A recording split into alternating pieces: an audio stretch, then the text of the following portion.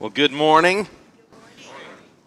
If you have your Bibles, open them up to Judges chapter 14. We are in our second week in the life of Samson. This is, one of the best stories in the Bible. And it is one of the best stories in the Bible because it is both an incredible warning and it is so encouraging. I love the story of Samson, and we're going to finish that up next week with chapter 16. So I hope that you read chapter 14 and 15 this week. And between now and next week, read chapter 16 and just think about it. Amazing things in this story. You know, one of the things that I just love about this story is that it is a warning of what not to be. When you read the story of Samson, we've been talking about our church mission statement, which is to live for the glory of God, to learn everything that God says and obey it, and then to be loving and encouraging, to lovingly accept people, encourage a transforming life in Christ.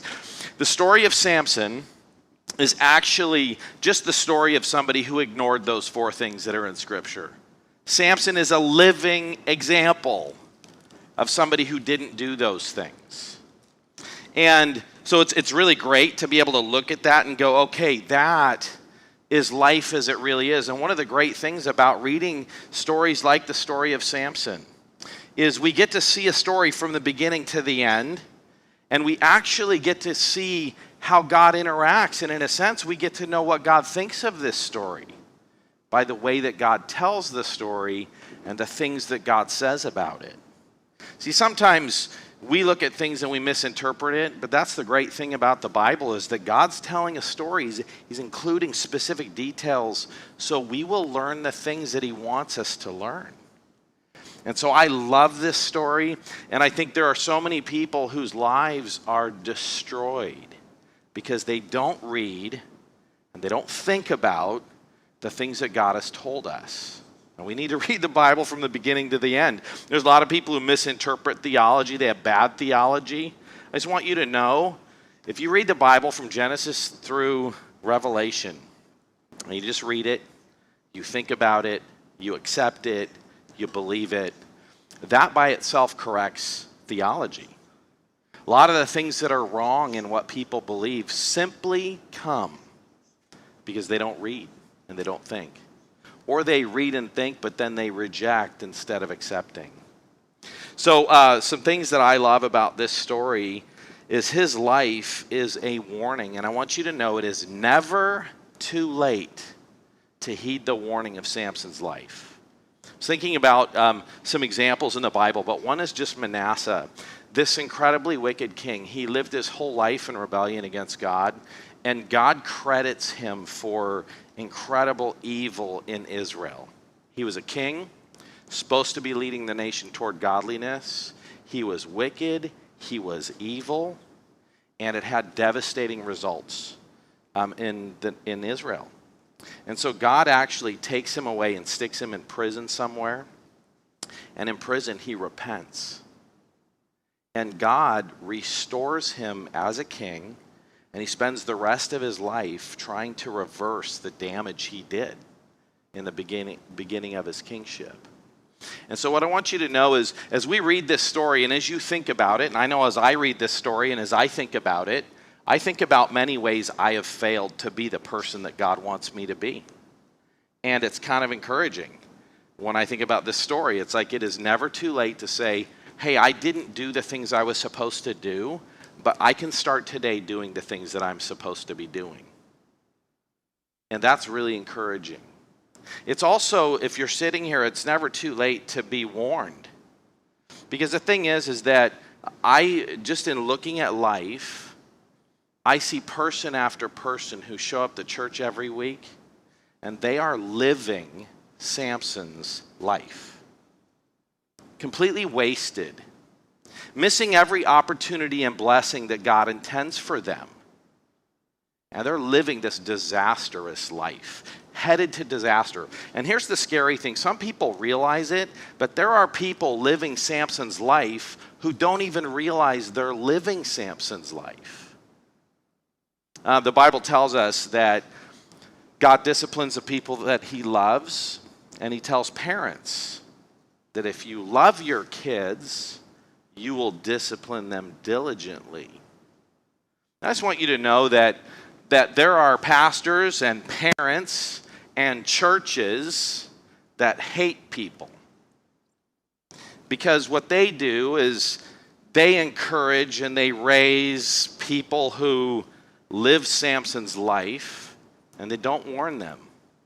They just smile and wave as people walk off a cliff. And we don't want to be that church that does that. We don't want to be the parents that do that. We don't want to be the disciple makers who do that. We want to be people who just say, hey, God, I may have messed up in the past, but I don't want to mess up anymore. And Lord, I need your help and your grace. But today, I'm going to commit myself to do what you've told me I'm supposed to be doing. And so this is a great story, and it's encouraging. And just in case I run out of time at the end, I want to say this. God loved and used Samson. Samson, God looks at Samson's life. You would have no idea from reading the story of Samson's life that he's a believer, that he knows God. Like, you would look at this and go, wow, what is that? And yet God looks at his life and says, he lists him in Hebrews 11 as a person of faith. And he says the things Samson did, he did out of faith. And Samson has like this faith of a mustard seed, and that should encourage us that our standing before God is actually based on the work of Christ. It is not based on our diligence and our discipline and our goodness. And Samson's life is an expression of God's grace and mercy. And I think one day you and I will get to talk to Samson, because he's going to be in heaven. As shocking as that is, he's going to be in heaven. And so let's consider this story, and I want you to know that God has a purpose for your life. And we saw that in chapter 13. But we can't forget what God tells us in 1 John 2:16. For all that is in the world, the desires of the flesh, that is Samson, the desires of the flesh. The desires of the eyes, that's Samson. The pride of life, that is Samson. Is not from the Father, but is from the world. The world is passing away along with its desires, but the one who does the will of God abides forever. See, that's talking actually about salvation and not salvation. But with Samson, it's interesting. We can have this like circle that we could put around people. And some of them are saved and some of them aren't, and you just can't tell because that's how they live. And that's something that really ought to get our attention. Psalm 32:10, many are the sorrows of the wicked. That's Samson. Man, read his life. It's full of sorrow. But the steadfast love surrounds the one who trusts in the Lord. See, here's the thing. When somebody lives their life like Samson, they are headed for destruction. Either eternal destruction or earthly and eternal destruction. See, because when you live a life like this, your life is full of sorrow. That's why, whether or not a person's a believer, you're living like this, your earthly life is going to be destroyed. It will be pain and sorrow and grief. And that's why, whether or not a person's a believer, when they're living in sin, when we just smile and wave, it's because we hate them. And this is I think the bigger thing, is you actually can't tell. When a person lives like Samson, you can't tell actually if they even know the Lord. So the truth is that while you ignore their earthly destruction, you are potentially ignoring their eternal destruction. All right. Shall we read the story of Samson? So here's the first thing that we're going to see here. That when you live in the flesh, that leads to personal loss. But it never destroys God's purpose. So that's a big picture. You can suffer for living a sinful life, but God's always going to do what he wants. I think about this whole thing of eternal and temporal loss. Matthew 16:25 says, whoever will save his life will lose it. Whoever loses his life for my sake will find it. That's just Jesus calling people to salvation. And when we think we're sacrificing, we're not. When we think we're sacrificing to obey God, we're not. We're bringing blessing into our life. When we ignore God, we lose what we're trying to save.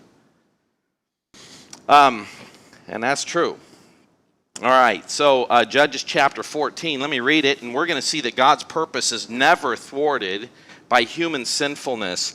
Let's read 10 verses, and then I'm going to point out three observations in this. Judges 14:1, Samson went down to Timnah, and at Timnah he saw one of the daughters of the Philistines. Why did God raise Samson? To destroy Philistines, to kill Philistines. Samson was God's Philistine killing machine. That's why he made him. Samson, I'm going to make you, and I want you to go kill some Philistines. Because they're evil, wicked people. They hate me, and I've been allowing them to punish my people, but now it's their turn to get punished for punishing my people. You ever think about that?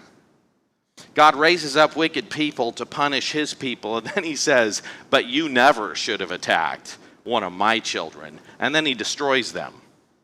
You ever think about that? Like, just read the Old Testament. In fact, often Israel says, God, how can you use these wicked nations to punish us? And God says, oh, that's okay. I'm going to destroy them for this later, after you learn your lesson. But you want to know something? Think about Daniel, Shadrach, Meshach, and Abednego, these faithful people. God used Nebuchadnezzar to punish Israel, but because of their faithfulness, Nebuchadnezzar gets saved. Oh, that's a different story. Okay, so he goes down, he sees one of the daughters of Philistines, the people that God's raised him up to destroy, and then he came and told his father and mother, I saw one of the daughters of the Philistines at Timnah. Now go get her for me as my wife. But his father and mother said to him, is there not a woman among the daughters of your relatives or among all of our people that you must go take a wife from the uncircumcised Philistines? Samson, what are you thinking? Your purpose is to be God's holy person. And you are ignoring that and running off to marry someone else that God says you shouldn't marry. But Samson said to his father, get her for me, for she's right in my eyes. Man, there's a lot of things there. You ever want something you shouldn't have? You ever tell somebody, I want that, and they say, hey, don't do this? And you say, shut up, give me what I want. That's how he talks to his parents. Verse 4, but his father and mother did not know that it was from the Lord, for he was seeking an opportunity against the Philistines. And at that time, the Philistines ruled over Israel. We're going to come back and talk about that. But God has a purpose even in the sin of Samson. That doesn't make his sin right, doesn't make it okay. But God always accomplishes what he wants. Verse 5, then Samson went down with his father and mother to Timnah, and they came to the vineyards of Timnah. Behold, a young lion came toward him roaring, and then the Spirit of the Lord rushed on him. And although he had nothing in his hands, he tore the lion in pieces as one tears a goat, but he did not tell his father or mother what he had done. Then he went and talked with the woman, and she was right in his eyes. He checked her out. He's like, yep, I like her. Verse 8, and after some days he returned to take her, and he turned aside to see the carcass of the lion. Behold, there was a swarm of bees in the body of the lion and honey. And he scraped it out into his hands and went on eating as he went. And he came to his father and mother and gave some to them, and they ate. But he did not tell them that he had scraped the honey from the carcass of a lion. And his father went down to the woman, and Samson prepared a feast there for the young men. So the young men used to do. So Samson's going to go get married, and he's going to just disregard everything that God has told him. So I want to talk for a second just about God's purpose. Samson's disobeying God. So in Samson's life, he disobeys God. God's raised him up to be this holy, righteous person, driven and motivated by God, that's going to free Israel. But Samson, we're going to learn, doesn't care about God, doesn't care about God's calling in his life. He's just a person who runs around and does whatever he feels like doing. And God says, okay, then I'm going to use what you feel like doing to accomplish my purpose. You think you're running away from me? No, actually, as you run away, you'll do what I want you to do. Kind of like Jonah, right? God sends him to Nineveh, and Jonah runs away and gets on a boat as he's fleeing. And God says, by the way, you're supposed to be bringing pagans to come to know me. Well, as you run away, you're going to meet some people on a boat. They're going to learn about me, and they're going to worship me, and you're going to get thrown into the ocean. So Jonah gets punished while the sailors get saved. And so God always accomplishes his purpose, even using people's sin to do it. We've seen that in Genesis 20, verse 50, verse 20. When Joseph's brothers sell Joseph into slavery, that's sinful and wicked. And it says here, Joseph at the end of his life looking back says, as for you, you meant evil against me, but God meant it for good, to bring about that many people should be kept alive as they are today. See, God uses our sin. That is never a stamp of approval on our sin. And so God has always done that. He's doing that here. And what's Samson's specific sin? Well, there's lots of it. But one is he's going to marry an unbeliever. He's going to marry an unbeliever. When we look at this, Nehemiah 13:27 just says, shall we then listen to you and do this great evil and act treacherously against our God by marrying foreign women? See, people sometimes read the Old Testament and think God was racist. When God says don't marry non-Jews, it's not because he's racist. It's a thing saying you don't marry a person who doesn't honor God in their life, who's not worshiping God. And by the way, the New Testament repeats that, where it says in 2 Corinthians 6:14, do not be unequally yoked with unbelievers.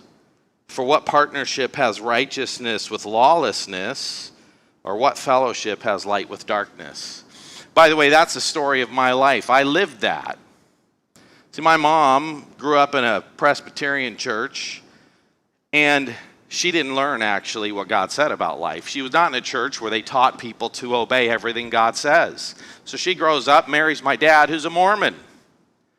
And her Baptist preacher friend comes and says, her uncle, comes and says, don't marry him, he's not a Christian. My mom charges off, marries him anyway. So I actually lived the hell that comes from being in a home with the mom who is a Christian and a dad who's not a Christian, and I suffered everything that meant growing up. And my mom used to say to us, there's drama and trauma in our family. And she would say, I disobeyed God, and a lot of this pain and sorrow we have and what's going on in my marriage is because I dishonored God. I disobeyed him. I did what he said not to do. That's why you're suffering. That's why we're in this misery. But think about God's goodness, because if I didn't marry your dad, you wouldn't be here. And seeing how God uses that. By the way, that's one of the things that's really been a significant thing in my life, is just thinking about those things and how they impact people. All the things that I didn't learn growing up in home, all the ways my parents were not able to say, hey, it's our job to raise our kids and teach them to love and honor God. And that they were working together on accomplishing that. They spent so much time fighting with each other, they couldn't even pay attention to the sinful things we were doing. They didn't work together in accomplishing that. I think about the difference between me and Michelle. When our kids were struggling, we were trying to encourage them and help them. And I would be pleading with them, and they would get mad and wouldn't listen to me. But Michelle was a little bit closer to them than me. She wasn't the point of the conflict. And then Michelle and I could talk about that.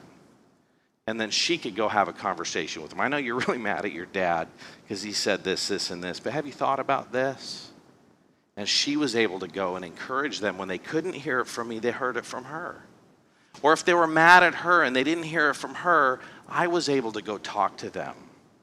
Or when they were mad at me and Michelle and they wouldn't listen to either of us, we raised our family to know that it's our purpose to encourage people to honor and walk with the Lord. And so sometimes one of our kids was talking to the other kid and saying, Mom and Dad are telling you this and you're really mad, but have you thought about what God says here? Or if they didn't listen to that, they were plugged into a church with other believers that could come along and say, yeah, I know this is hard. You're mad at your parents and you feel like they're doing this or that, but can I speak into your life? You know, that kind of strategy in parenting didn't exist in my house because I had two parents that weren't on the same page. And that's why God says, don't do that. And in some ways, I mean, you could say, hey, how smart do we have to be? Is this really that important? But what it comes down to is, hey, we just do what God tells us to do, right? Who cares what you think is the best thing? It's what God says that matters. And yet how many people grow up in families and in life where they go, oh, hey, it worked out for me. You know, this is a crazy thing. My dad actually came to know the Lord at the end of his life.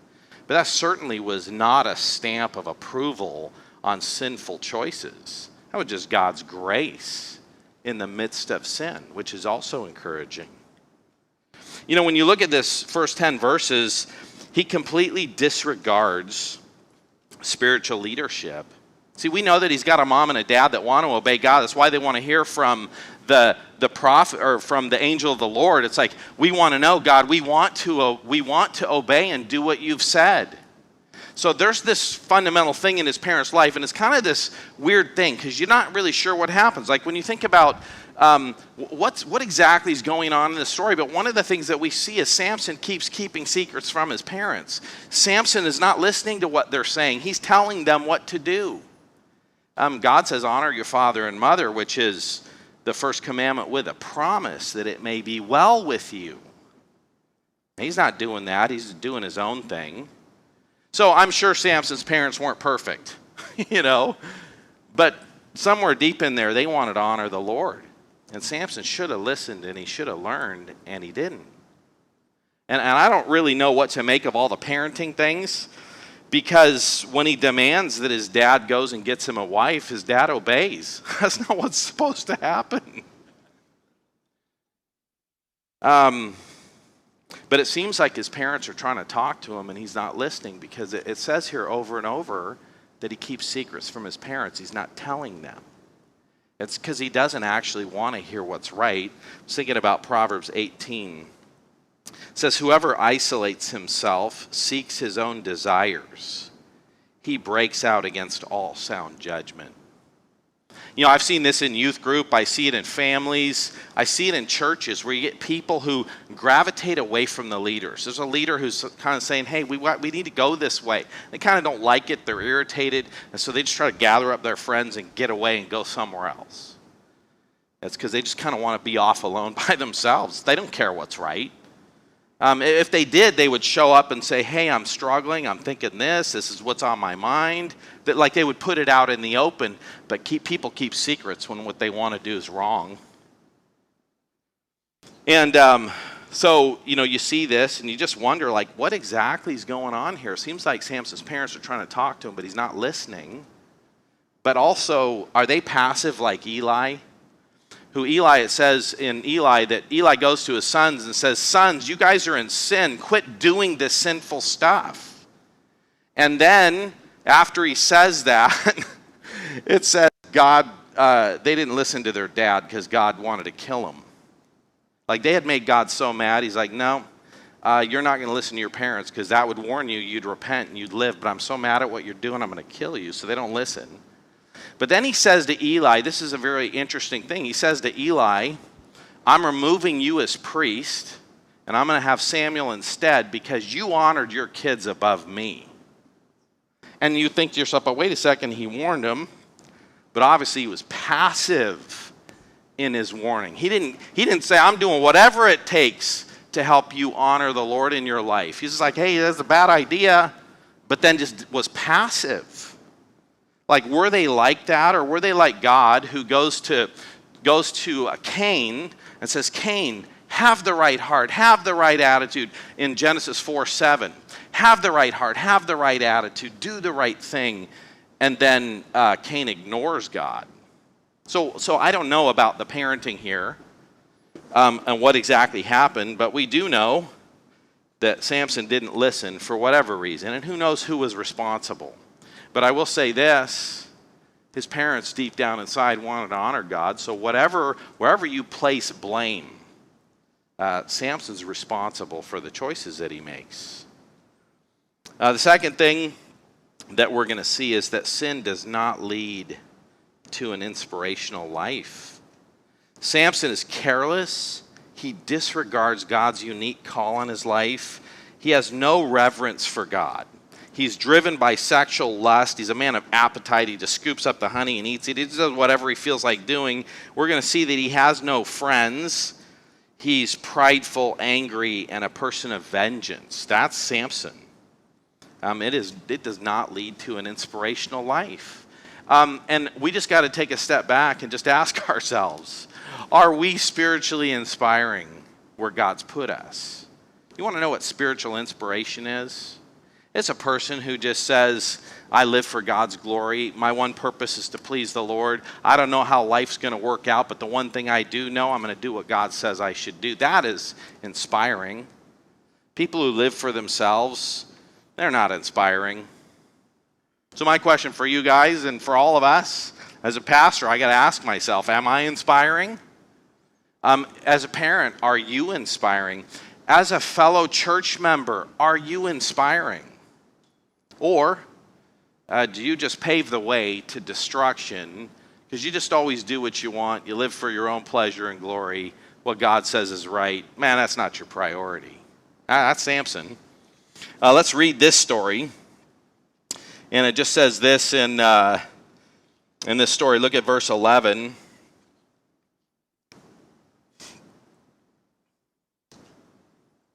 Yeah, I'm going to find it here. Okay, here we go. As soon as the people saw him, they brought him. So he's getting married. He's going down. He's going down into town. His parents have brought him there. So now he shows up for his wedding. Verse 11, as soon as the people saw him, they brought him 30 companions to be with him. Samson shows up. He has no friends. Like nobody's following him. Nobody wants to be around him. The Philistines got to say, well, let me give you some friends. And that could be that people are taking a stand in his life and just saying, yeah, Samson, you do this sinful thing. I ain't going. So you're going to go do this? You go do it by yourself. I'm not coming. Or was it that people just didn't even know or care? It's like, oh yeah, there goes Samson again. That self-centered individual who always just does whatever he wants. But he shows up there by himself. Verse 12. And Samson says, let me now put a riddle to you. Samson, not only is he uninspiring and has no friends, but now when somebody provides him some friends, he's going to be self-centered and selfish and abuse the people that are now given to him as friends. Let me now tell you a riddle. If you can tell me what it is within the 7 days of the feast and find it out, then I'll give you 30 linen garments and 30 changes of clothes. But if you cannot tell me what it is, then you give me 30 linens of garments and 30 changes of clothes. And they said to him, put your riddle to us that we may hear it. So they take his challenge. He's going to abuse his wedding guests.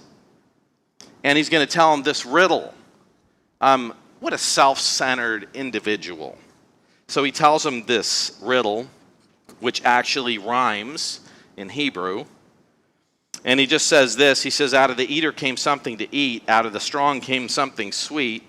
And in 3 days they couldn't solve the riddle. On the 14th day they say to Samson's wife, entice your husband to tell us what the riddle is, lest we burn you in your father's house with fire.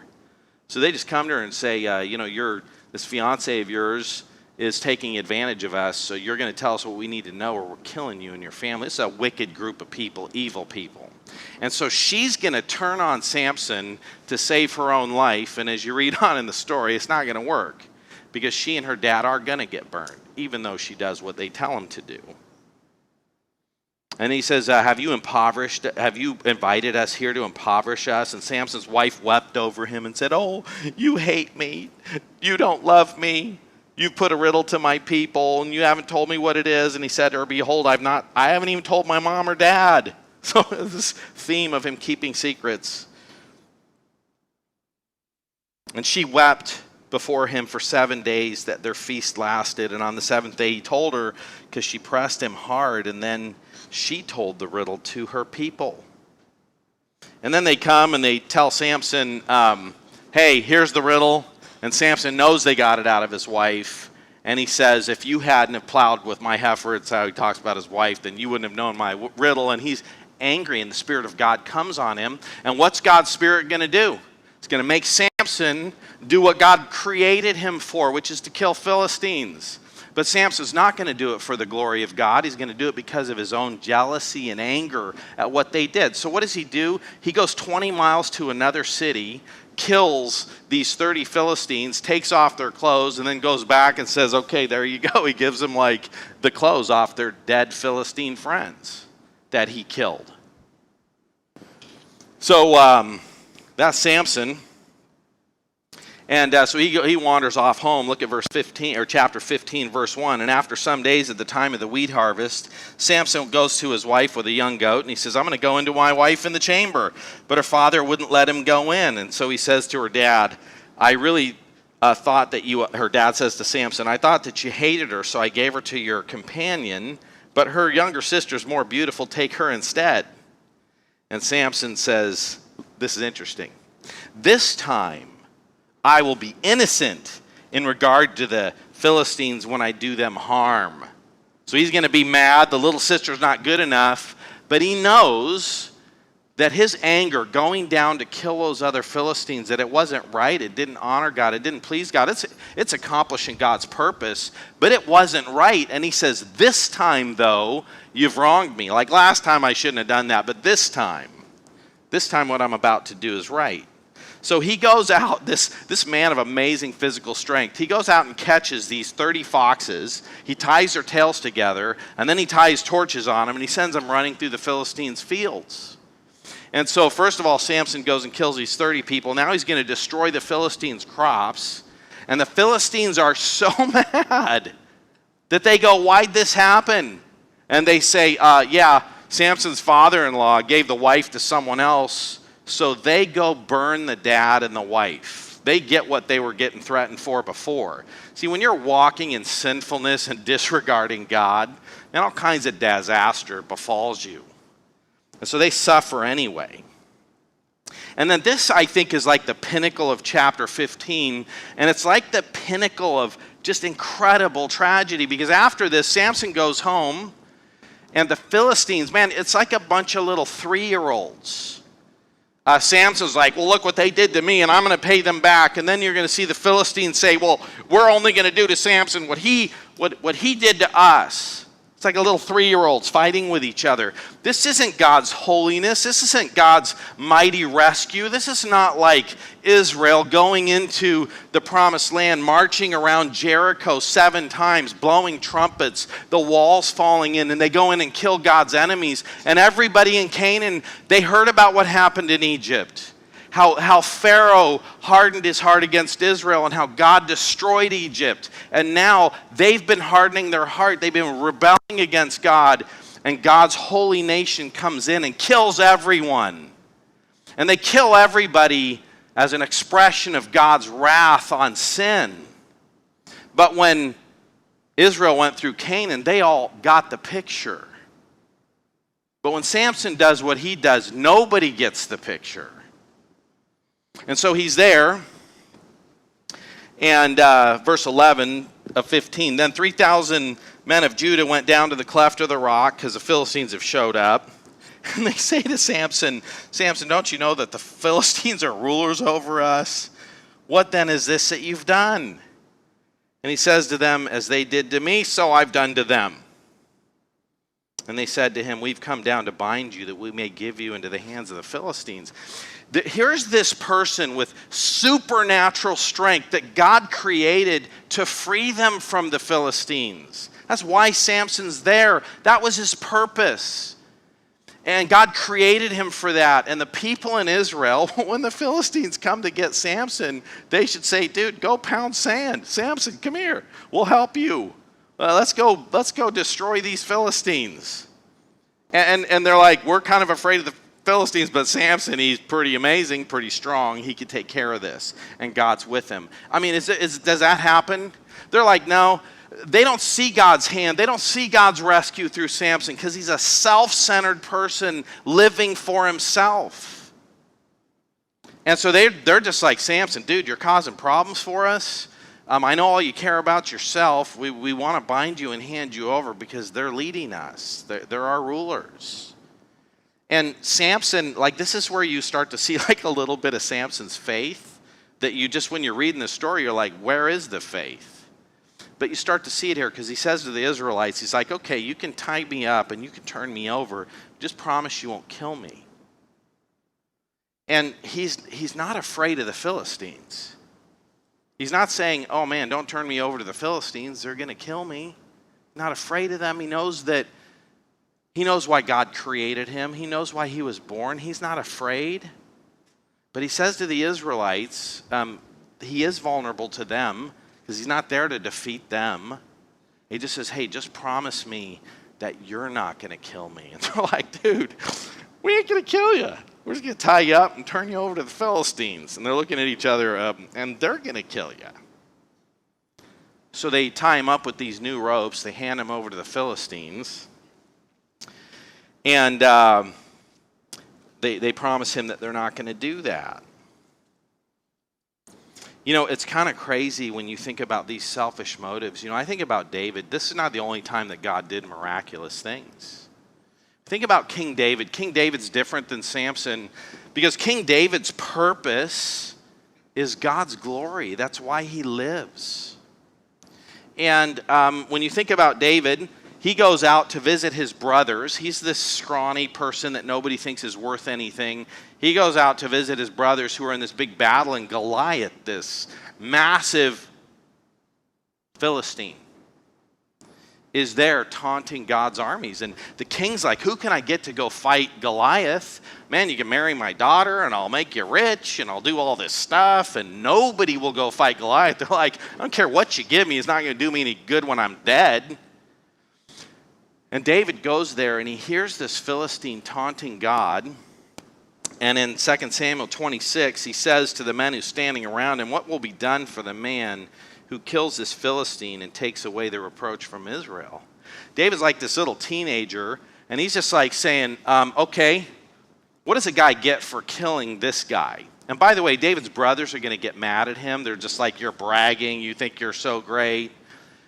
David's just saying, I'm not going to let this guy talk this way about God's armies, and I'm willing to go. And then he goes on, he says, what's going to be done for this person? But now you get a window into David's heart, because next he says, for who is this uncircumcised Philistine that he should defy the armies of the living God? What's driving him? It's God's glory. And then Saul hears about it, and he gets David, and he's like, okay, well, let's give you some armor and all this stuff. You're like this little kid who's kind of lame, and he's like really powerful.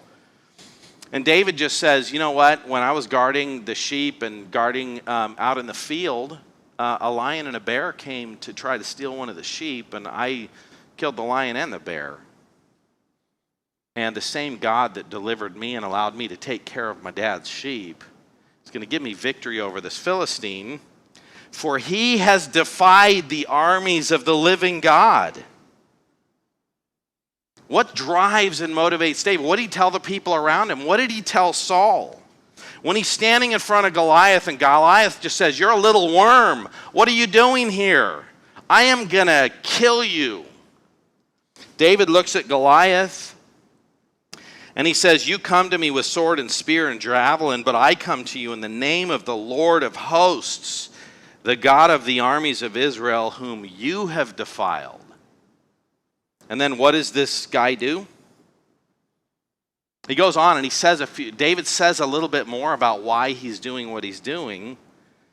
And he says in verse 46 of 1 Samuel 17, he says, I'm going to strike you down, cut off your head, and give all the dead bodies of the Philistines this day to the birds of the air and the wild beasts.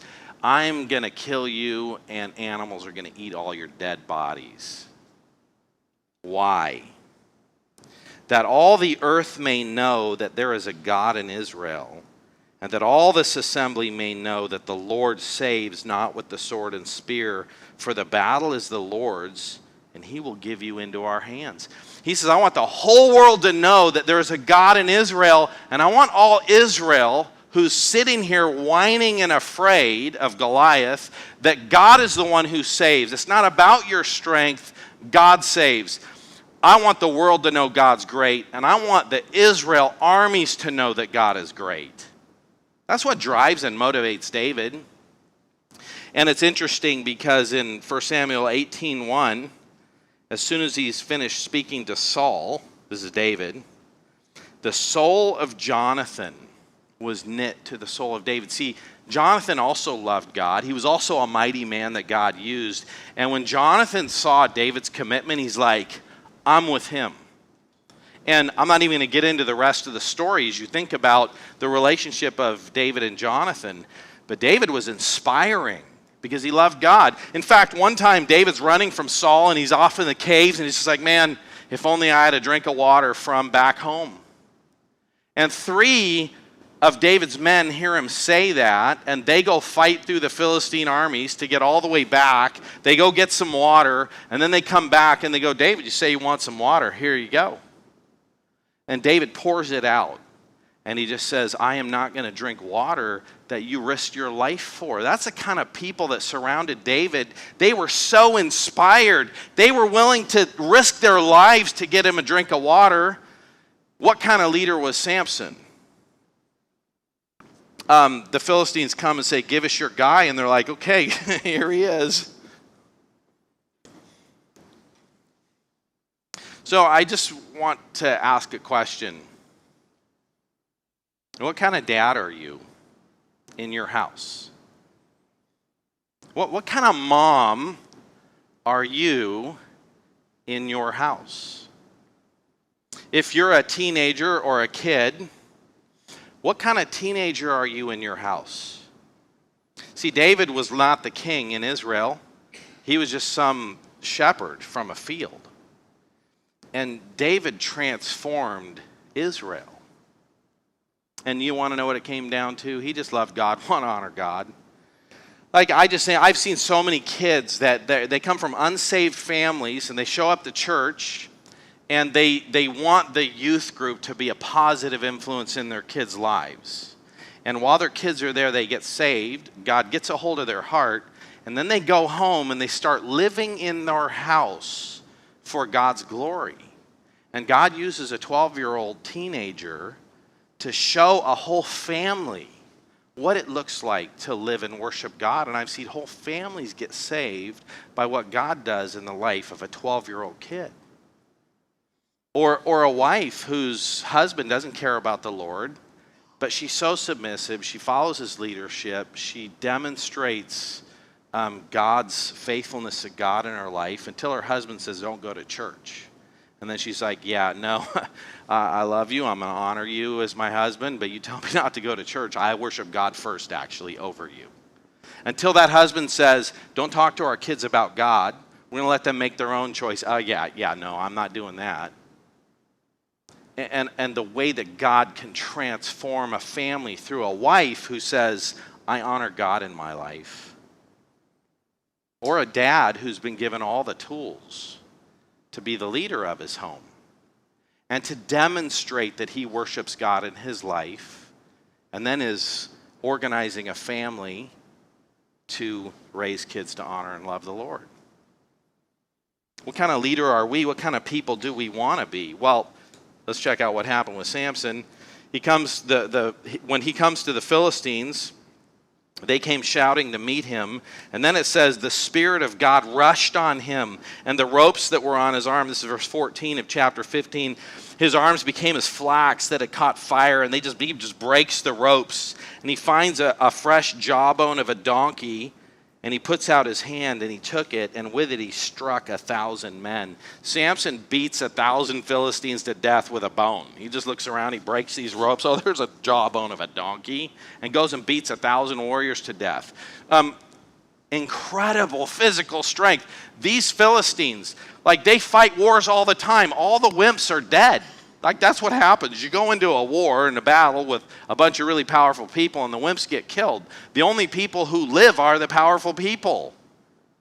And these 1,000 Philistines are the ones who survived all the wars. And Samson gets a jawbone of a donkey and beats them all to death. I was thinking, if you lined up 1,000 people, gave me a sword, and told those 1,000 people, don't move, and I just tried to like kill all 1,000 of those people, I'm not sure I would have the physical strength to swing a sword that much.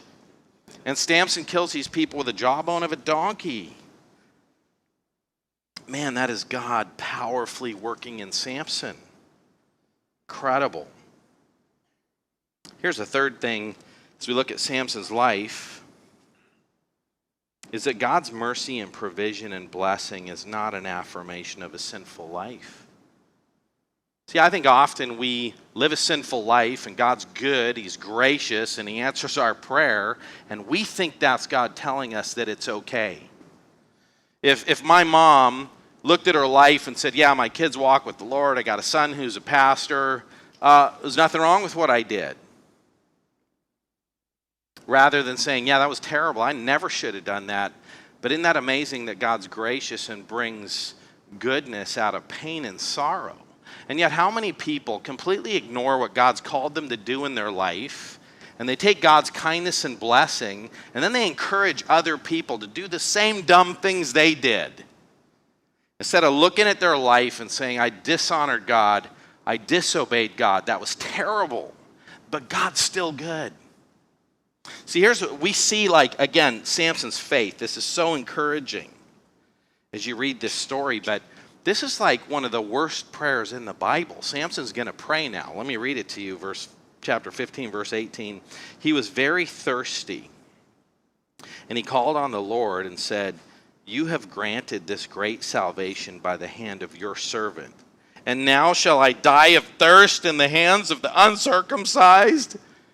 So you see his faith. He realizes his strength and power comes from God. He's going to start whining. God, I killed these people. Now I'm going to die of thirst.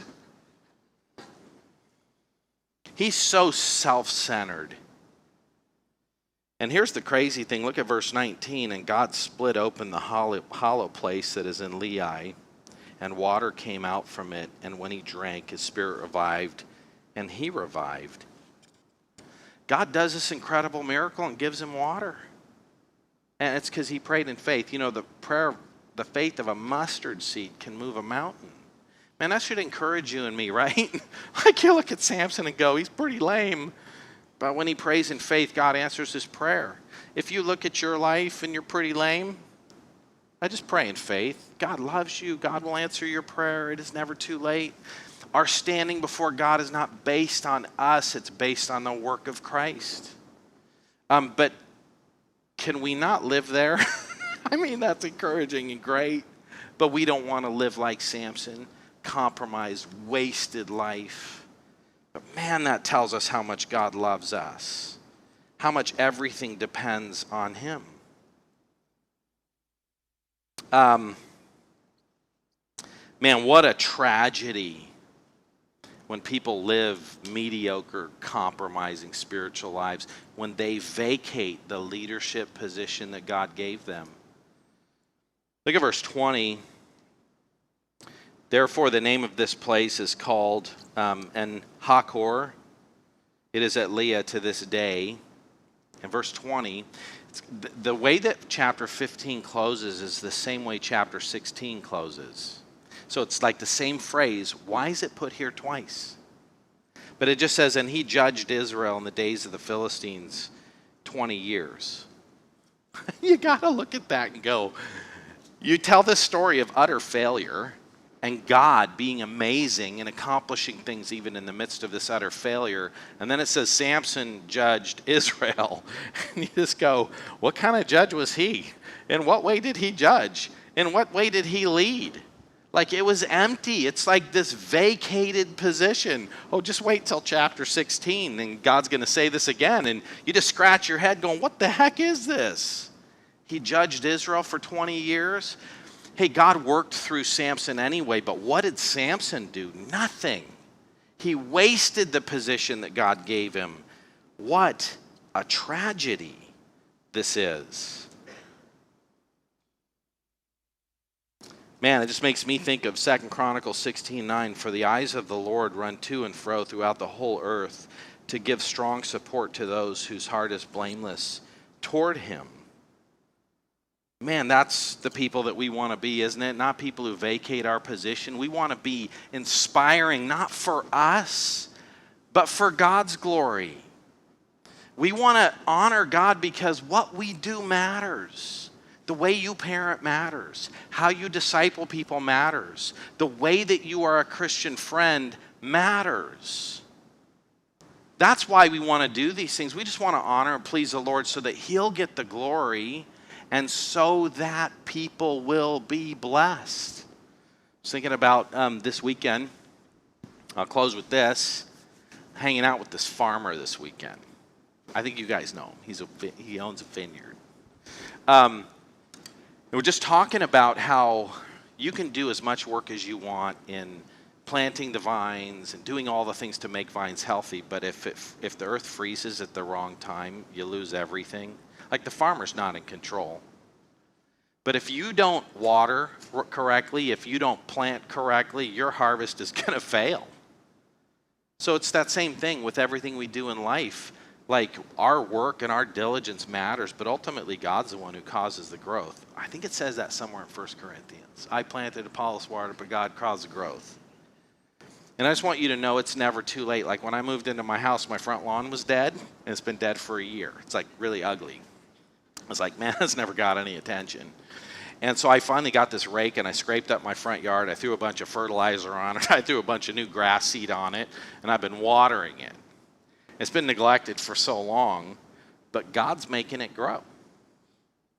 So it doesn't matter how you failed. It doesn't matter where you are in your life. It is never too late to just start today and say, God, I'm going to live for your honor and your glory. Hey, isn't that who we want to be? Let me pray. Lord, thank you for giving us your word. God, I pray that you would help us to be people who wholeheartedly live for you. Lord, protect us from the emptiness and the destruction of living for ourselves. God, I just ask that you would give us the privilege of spurring other people on to love you and to obeying you. God, that our lives would be inspiring because they're not about us. They're about you.